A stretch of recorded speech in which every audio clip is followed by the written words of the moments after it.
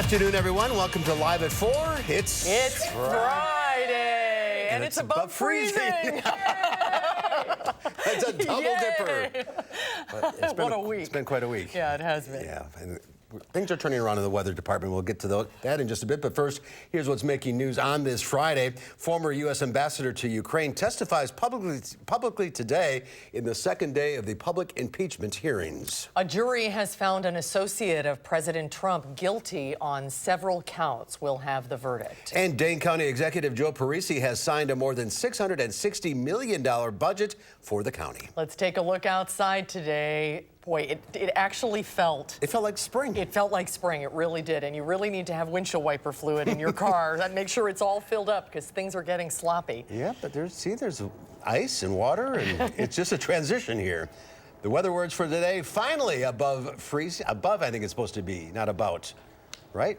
Right. Yeah, above. Okay. Yeah. Whatever it's about. We were so excited that we forgot to proofread that. Yeah, it's feeling a little bit warm out here comparatively at this point. We actually hit 40 degrees in Madison for high temperatures today. First time in quite some time we've been anywhere near that amount. Upper 30s for some other spots, but feeling much, much better compared to the rest of this past week. Temperatures right now are a little bit chillier than that, still in the upper 30s in Madison and in Janesville, 40 in Boscobel, still at 41 in Prairie du Chien, and that right there made the difference. Great view in Madison on the Edgewater Skycam. That sunshine coming out around 10 this morning, and things feeling really nice throughout the day. I think we'll stay relatively clear, we'll call it partly cloudy skies as we head into this evening, with temperatures falling through the 30s into the 20s by later on tonight. So should be pretty nice comparatively for those Friday night football games. Now let's take a look at your first alert traffic update. Taking a look at the Merrimack Ferry there, no problems showing up. And on our traffic map, we do have one incident a little bit closer to Sun Prairie, a stalled vehicle, not causing any delays right now, but we are seeing those normal Friday afternoon delays on the Beltline, so that's something to keep in mind right now. 14 minutes eastbound Verona Road to John Nolan Drive with an average speed of around 20 miles per hour. And some other routes in and around Madison are looking pretty good right now. Southbound the Beltline to Janesville, it'll cost you 26 minutes, average speed right around 65 to 70 miles per hour. That's your first alert traffic update. We'll talk about possibly some rain and snow showers as we get into Sunday in your first alert forecast. All right, we will see you then. Thank you, Dave. President Trump hit back on Twitter in real time during today's impeachment hearing. Now Democrats are accusing him of witness intimidation after taking aim at the former ambassador to Ukraine while she was testifying. Nicole Killian has the latest from Capitol Hill. It's not the way I wanted my career to end. Former ambassador to Ukraine Marie Yovanovitch said she was given no reason for her sudden dismissal after 33 years of service. The president has the right to withdraw an ambassador at any time for any reason. But what I do wonder is why it was necessary to smear my reputation. She described a smear campaign against her and said she was appalled after learning President Trump told Ukraine's leader in a July phone call she was bad news and was going to go through some things. The color drained from my face. I think I even had a physical reaction. President Trump doubled down during the hearing, tweeting everywhere Marie Yovanovitch went turned bad. But would you like to respond to the president's attack that everywhere you went turned bad? Well, I don't think I have such powers. Democrats instantly rebuked the president. Words matter, and the words leveled against you constitute bullying of the worst order. We take this kind of witness intimidation and obstruction of inquiry very seriously. The White House said it's not intimidation, it's simply the president's opinion. Tampering is when Schiff doesn't let us have witnesses, doesn't let us speak. I've been watching today. For the first time I started watching, and it's really sad when you see people not allowed to ask questions. It's totally, nobody's ever had such horrible due process. There was no due process. Republicans called the proceeding a farce. I'm not exactly sure what the ambassador is doing here today. This seems more appropriate for the Subcommittee on Human Resources at the Foreign Affairs Committee. Just as the hearing began, the White House released a call summary of President Trump's first conversation with Ukrainian President Vladimir Olinsky, which was read into the record. I'd like to invite you to the White House. We'll have a lot of things to talk about. The call took place in April, right after Olinsky was elected, and did not mention investigations or Ambassador Yovanovitch. After testifying all day, Yovanovitch was cheered when she left the hearing room. Nicole Killian, CBS News, Capitol Hill. Also this afternoon, State Department staffer David Holmes testifies behind closed doors about a July phone call he says he overheard between President Trump and the EU Ambassador Gordon Sondland about investigations in Ukraine. A jury has found President Trump's associate Roger Stone guilty on all charges stemming from the Mueller investigation. Stone faces up to 50 years in prison after being found guilty on 7 federal charges brought against him, including witness tampering, which alone carries a maximum sentence of up to 20 years. Prosecutors say Stone lied to Congress about collaborating with WikiLeaks to release Democrat emails that were hacked by Russia to damage Hillary Clinton's campaign. The defense essentially was, it doesn't matter what he said. Well, it did matter, and the jury said it mattered. The jury also sided with prosecutors who say Stone influenced a radio personality not to cooperate with a congressional investigation involving him. President Trump reacted to the verdict on Twitter, calling it a double standard like never before seen in the history of our country. Police in Southern California are investigating why a 16-year-old college student opened fire yesterday on his classmates. Suspected shooter Nathan Berhow killed 2 classmates and wounded 3 others before turning the gun on himself. Authorities say 16-year-old Gracie Ann Mulberger was killed. They've not released the identity of the 14-year-old boy who died. Police searched Berhow's home and interviewed his mother and girlfriend. We did not find any manifesto, any diary that spelled it out, any suicide note, or any writings which will clearly identify his motive behind this assault. The 3 shooting survivors are recovering well. A 14-year-old boy has already been released from the hospital. A 14- and 15-year-old girl, both shot in the abdomen, are expected to go home in the next few days. An inmate accused of throwing human waste at a prison guard in Columbia County had his initial appearance in court today. But as Gabriella Becerra shares, he will be getting another hearing. She was at the initial appearance and is here to explain why. Terrence Grissom's hearing is rescheduled, Gabby. The initial appearance for Terrence Grissom is rescheduled for a later date in order to correct a criminal complaint that had various conflicting dates of when the incident occurred. According to the criminal complaint, Grissom threw feces and urine at a prison guard at the Columbia Correctional Institute, but at the initial appearance today, Grissom was now being held at the Waupun Correctional Institute. He appeared over a video call and says he did not receive a copy of the criminal complaint. We're going to give the state an opportunity to refile that or correct this one and make sure that you do get a copy. Grissom said he already served his time for an assault. The judge said he did not know if that was correct. The state is making corrections to the criminal complaint. We don't know at this time when the rescheduled appearance will take place. Well, keep you posted, Gabby. Thank you. Thank you. Investigators say they were able to use DNA to arrest a suspect in an attempted Madison homicide. Madison police say they've arrested 32-year-old Donald Lewis in connection with a shooting outside a bar on the 1500 block of North Stoughton Road late last month. A 36-year-old man was treated at the hospital with a non-life-threatening gunshot wound. Detectives say they were able to obtain DNA from the scene and match it to Lewis. Dane County's 2020 budget has officially been signed. The $663.3 million spending plan makes investments in human services, mental health, and young people. Our Amanda Quintana is here with the details. Amanda? Dane County Executive Joe Parisi signed the budget at Operation Fresh Start today, a program that educates and mentors young adults. The budget sets aside $52,000 to create a partnership with that organization to get high school graduates who don't have a driver's license to complete the process. This will help 120 more students get driver's ed. The budget also adds $3 million to the Affordable Housing Fund and creates a new division of housing access and affordability. Another highlight is almost $2 million to further address mental health. If someone was having mental health challenges, there weren't always the resources in the schools to help the young person and their family. So we created a program called Building Bridges, which puts two-person mental health teams in schools so they're available to young people when they need help, so that they can get connected to services, we can bring in their family, and they can get the help they need. Another big piece of the budget is going towards fighting the effects of climate change and flooding. $5 million to create a sediment removal and buy equipment for the county to do its own hydraulic dredging. The most significant portion of the county's budget, more than $230 million, goes towards human services, and much of that helps community centers address mental health, trauma, and get kids connected with nature. Thank you, Amanda. A rural Wisconsin county is declaring itself a Second Amendment sanctuary. Florence County commissioners say it's designed to send a keep your hands off our guns message to politicians. The non-binding measure will give the sheriff the ability to exercise discretion to not enforce what they believe could be unconstitutional firearms laws.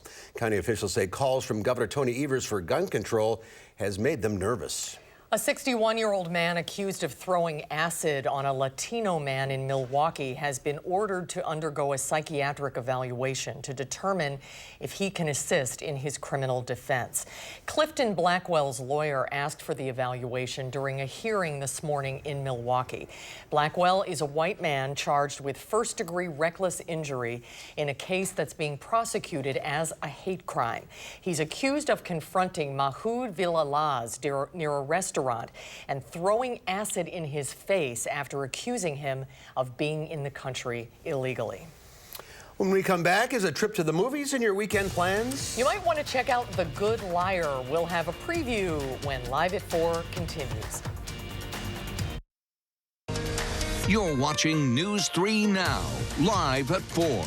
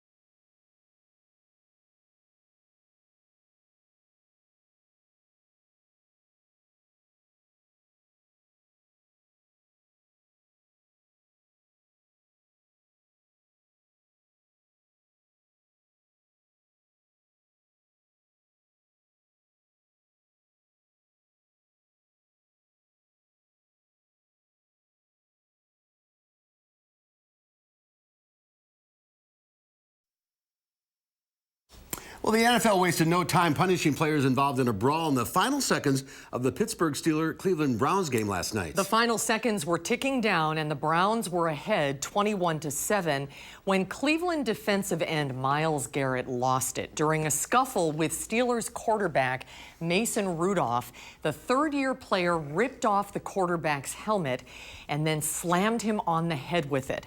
Cleveland police say no criminal charges will be filed against Garrett, but punishment from the NFL was swift. Garrett has been suspended without pay indefinitely at a minimum for the rest of the season and postseason.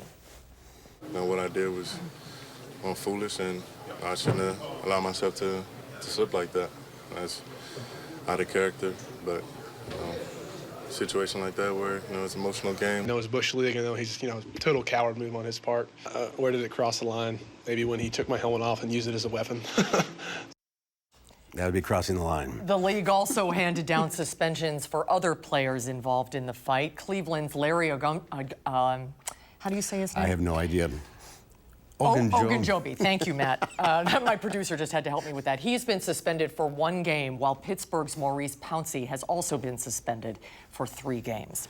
Well, the Burgundy region of France may be known for its wine, but it's what's nestled between the vines that draws the tourists to this vineyard. The world's largest private fleet of fighter jets, 110 in all. It's not your typical collection, but 87-year-old Michel is not your typical collector. Paulin says he caught the collector's bug while in the French Air Force and started buying the jets 30 years ago to save them from being destroyed. And that attracts crowds of tourists interested in wine and war. It's really surprising, particularly in the middle of the wine country. I mean, this is a beautiful vineyard. This is quite a surprise. Military bases in France are closed to the public, so this museum gives people a chance to see planes from all over the world close up. Trade hopes propel Wall Street to record highs. The Dow Industrials up 222 points, closing above the 28,000 mark for the first time ever. The NASDAQ was up 61. The S&P 500 added 23, all records. And as a custom here on Live at 4, when the Dow hits a milestone like 28,000, we toast. We like to do that just as an excuse to have a pumpkin spice latte. Thank you, Michael. We can all retire now. Yay! Aren't you retired? I am. Cheers. So to 28,000. Okay. I've never had one of these. You've never had a pumpkin spice latte? And now I know why. You don't like it? Oh. Okay, I'll take yours. It's too sweet. Good stuff. Widow Betty opens her home and heart to Crook Roy in The Good Liar. David Daniel has a preview. So tell me, have you done this a lot? Met people on the computer service?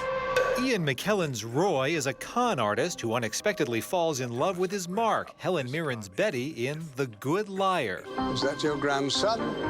It's too soon to be getting so close to him. Director Bill Condon had no problem snagging the 2 legendary actors. So if Bill asks you to be in a film, any actor comes running.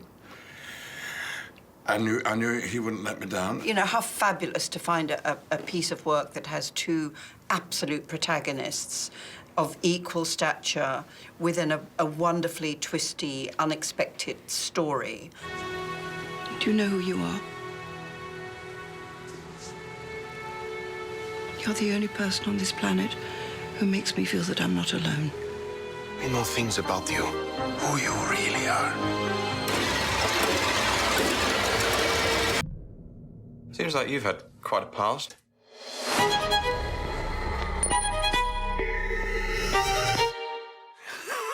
Enough to last several lifetimes. You know, it's very peculiar doing things you'd never imagined. Secrets between you, God, the devil, and the dead. You don't know him! You're becoming a very good liar. In Hollywood, I'm David Daniel. What a cast. We'll find out what Will Loper, really good. We'll find out what Will Loper thinks about it Monday. I'm so happy. Hate to interrupt. It's Friday. Your coffee drinking. Yeah. There's more to come at 4 in our next half hour. We'll get a look at the new McFarland Performing Arts Center. It is unbelievably beautiful. And then coming up tonight at 5, why a group of UW-Madison students say a professor should not be allowed to return to work. We'll have that story coming up tonight at 5.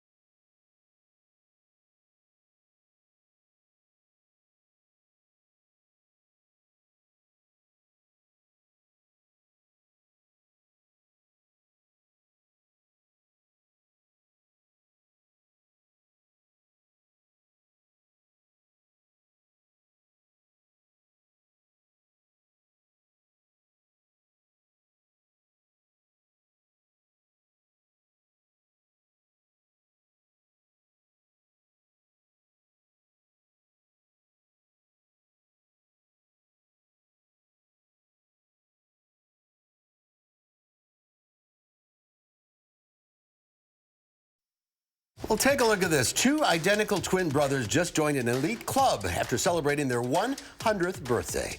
George and Jim Martin were born just minutes apart on November 15th, 1919.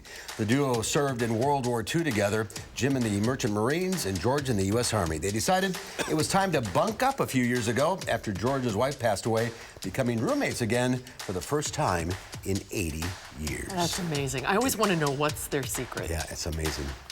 It's genetic, apparently. In this case. That's a big part of it, exactly. Well, scientists have discovered a strange pattern between 2 of Neptune's moons. Yeah, researchers say 2 of Neptune's innermost moons are orbiting only about 1,000 miles apart, but they're able to avoid each other through perfectly timed orbits, with one of the moons wildly orbiting in a zigzag pattern, passing twice above, then twice below. Scientists are calling it a dance of avoidance. You do that all the time. Oh, yeah, with the forecast, yeah. Researchers noticed the unique path using NASA's Hubble telescope, and they say this is the first time they've seen this particular orbit pattern. Sorry, we forgot the C there. Dance of avoidance. Oh, Dan? Yeah. That's the county we're in right now. That's bizarre. Yeah, that is something. I'm telling you. I mean, nature is so fascinating. Yeah, it really it is. It really is. Well, this weather's getting better. That's fascinating. Yeah, it is fascinating. We were doing a dance of avoidance of average temperatures for the past 3 weeks. We're getting closer. We're getting closer with that sunshine helping us out today. I'll tell you what to expect for next week when we could be in the mid-40s. Quiet. On your first alert forecast in just a few avoidances.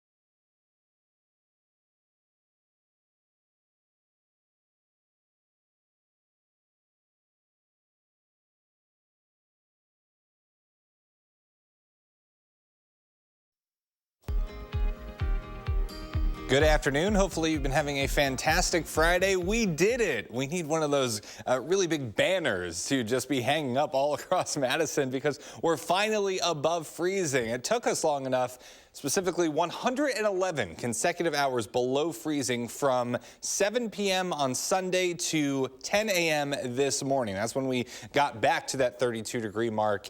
And thankfully, we were off and running when it came to those temperatures. And here's why, folks. We actually started out with cloud cover once again. I was looking outside and I was like, are you kidding me? Again, it's going to do this? Come on, Mother Nature. But we did get that sunshine back. And for a lot of the day, we were looking at mostly sunny skies. And that helped get those temperatures into the low 40s for highs for many spots across southern Wisconsin. Still looking at those mostly sunny to partly cloudy skies on the WISC-TV Skycam in Madison. So today's high so far at 40 degrees. That's only about 5 degrees below normal for this time of year.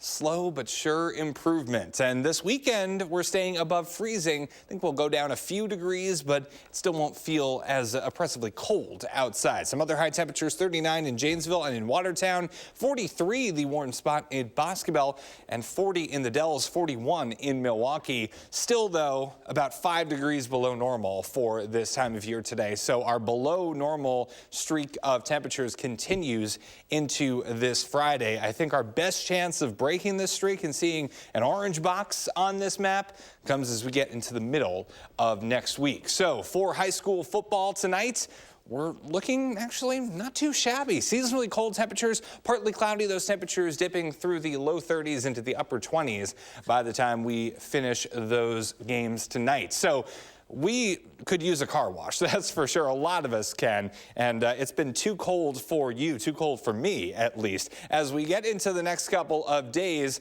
not a bad day for tomorrow. Sunday, we do have a chance of some rain and snow showers, so I wouldn't get the car washed on that day. As we head into Monday, we'll have cloudy skies, but it should be dry.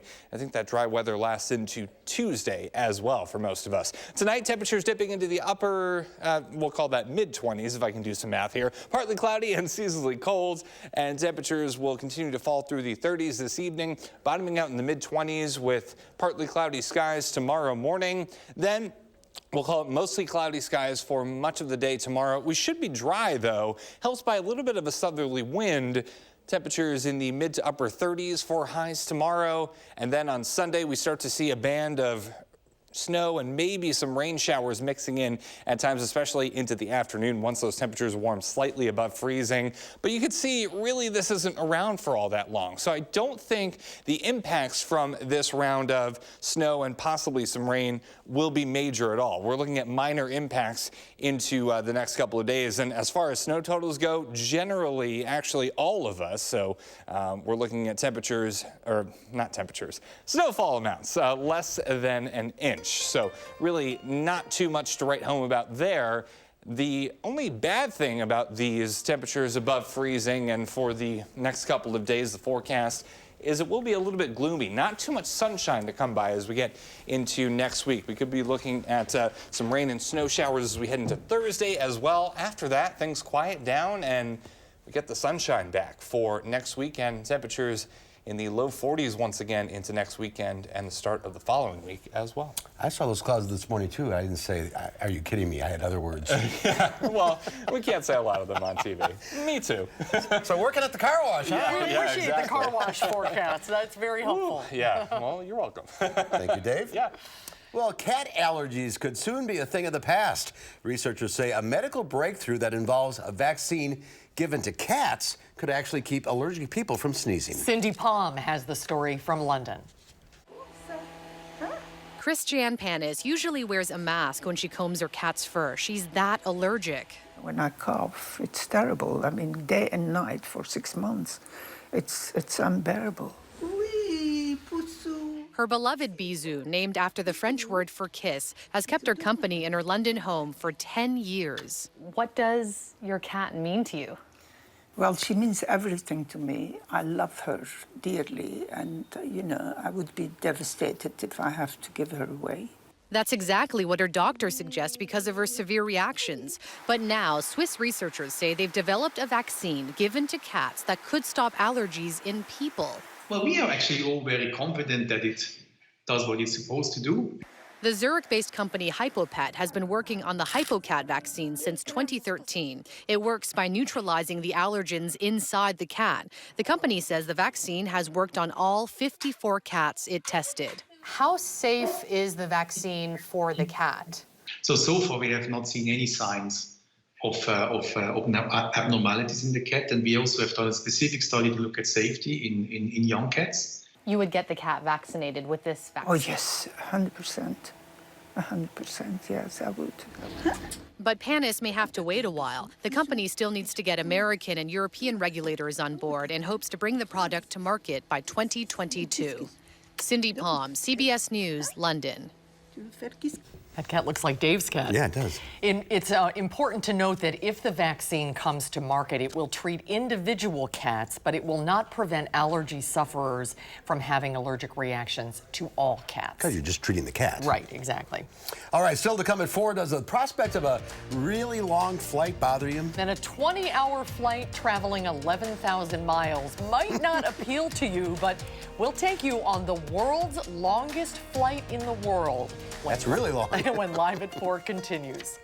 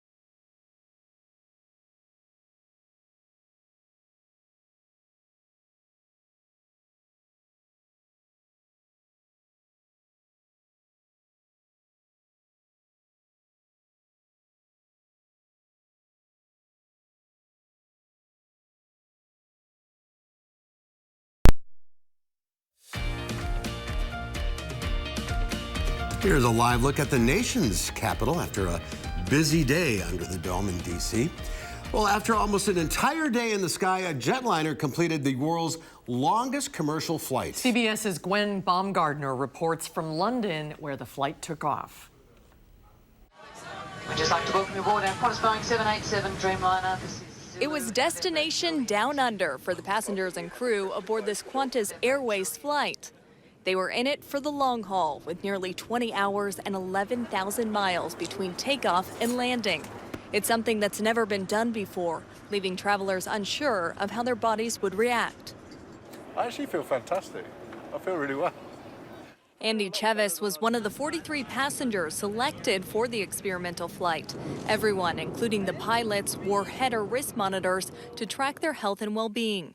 Well, there might be different points throughout the flight where their alertness might change, and we can see what an impact that has. Every aspect of the trip was regulated, from meal planning to lighting to exercising. 4, 5.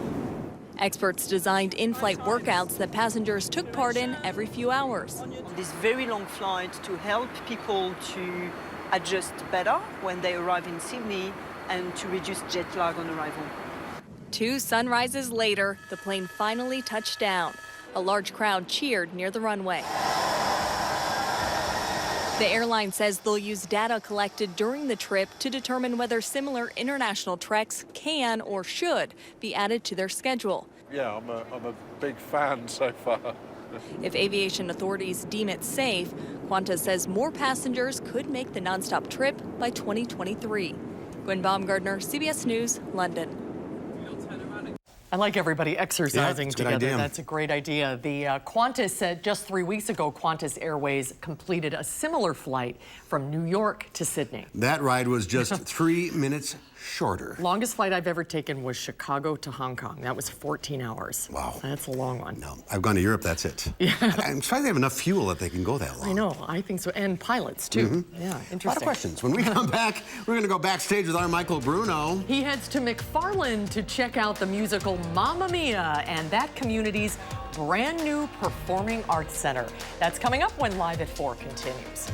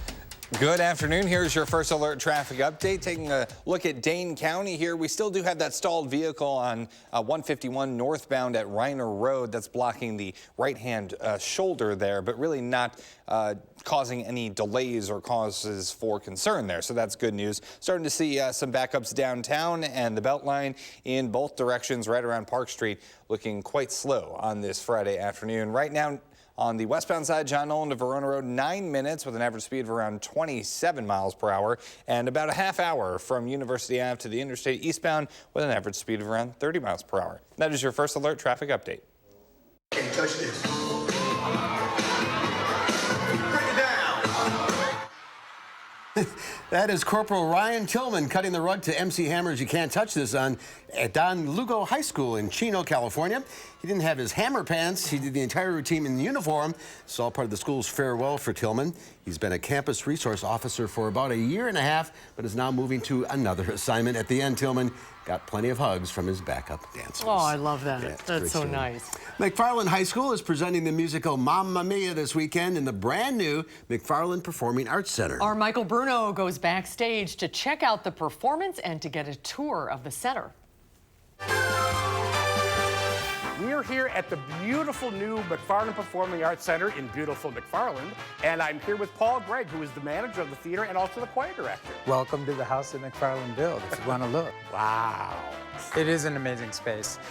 It's a wonderful auditorium that also serves as a concert venue. The house seats 863. We have 3 side galleries on either side, as well as the balcony and mezzanine level, 350 in the balcony, beautiful house space, ADA approved seating, so we have wonderful access for all of our patrons with different kinds of seating available. So this was actually built specifically for the high school, is that right? That's a great question, Michael. I mean, actually, it was built for the district purposes, and this year we're exclusively using the space for district presentations.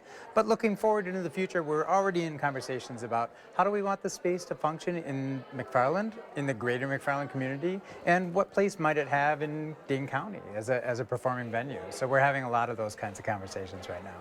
Let's take a look backstage. So this is the green room. We came through some dressing rooms, and this is the space where the actors can all get ready, put on their makeup. We've got monitoring systems so they can know what's going on stage, as well as auditory monitoring systems, so our stage manager can say, 5 minutes to curtain, get to the stage now. So Michael, this is the scene shop. What every high school dreams about, its own carpentry and scene shop. This is a great facility. It is very nice. We've got paint sinks and whole paint stations, and the referendum also included a lot of tools that we hadn't had, and some of the tools that we had, but we were able to upgrade.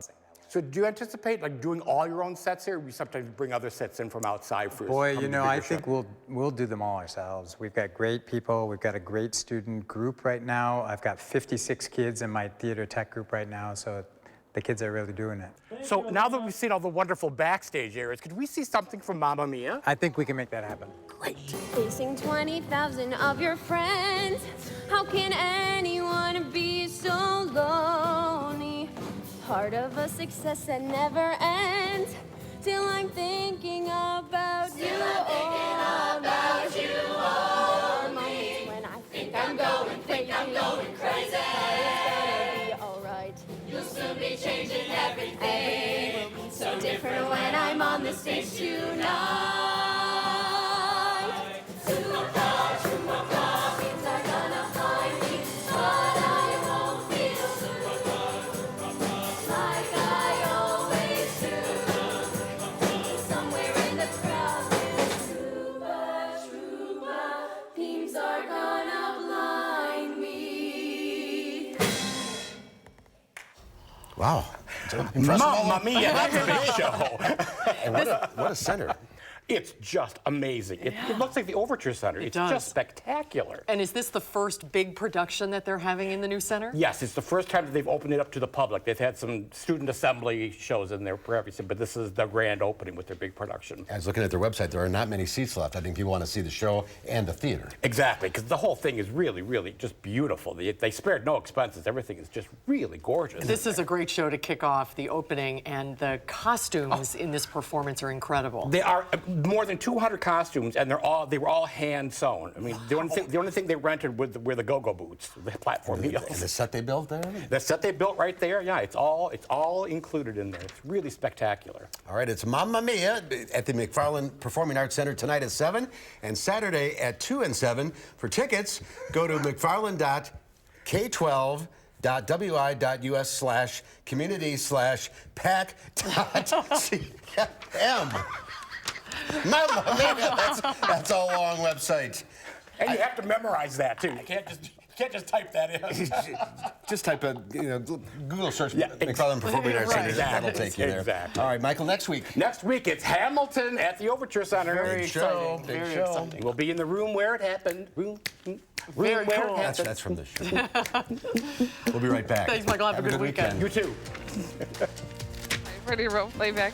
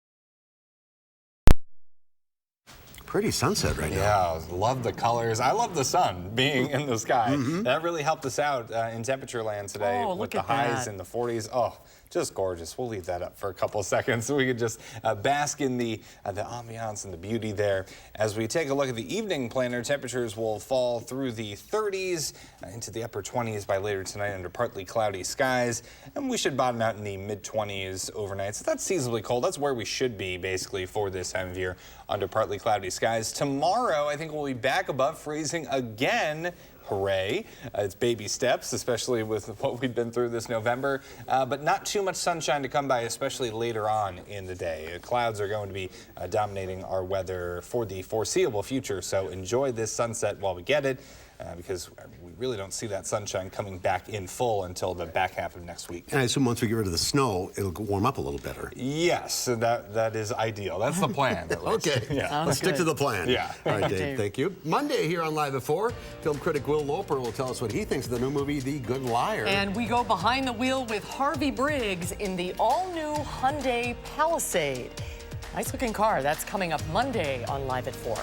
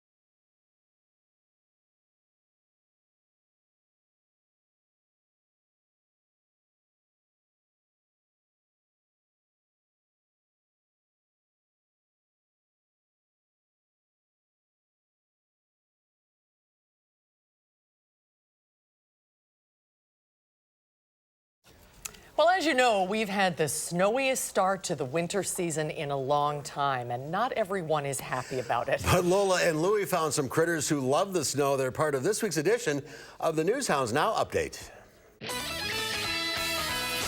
It's News Hounds Now Update with Lola and Louie. This week on the News Hounds Now Update, a daredevil groundhog. When pigs fly. And a snow-loving panda.